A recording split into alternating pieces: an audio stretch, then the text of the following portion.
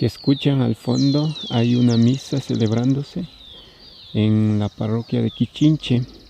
Hoy somos 29 de marzo, ya terminando el mes. Estamos como, 13 días de cuarentena.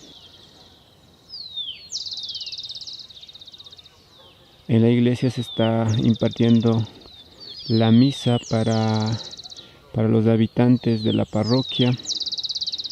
No hay asistencia física, sino simplemente a través de los parlantes.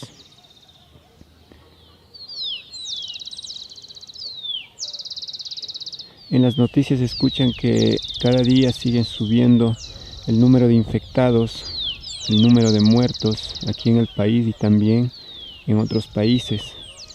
En mi opinión, debimos haber hecho un aislamiento total desde el primer caso del coronavirus que se escuchó, pero no se ha hecho.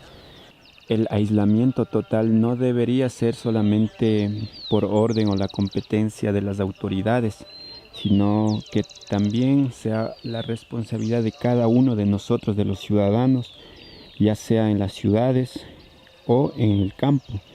Por ejemplo, yo siento que en las comunidades o en las mismas ciudades hay muchas personas que no lo estamos haciendo caso, pero si realmente quisiéramos que terminara esta crisis que estamos viviendo a nivel mundial, deberíamos nosotros hacer el esfuerzo, cada uno de nosotros, y quedarnos en casa y no salir hasta que todo esto acabe lo más rápido posible.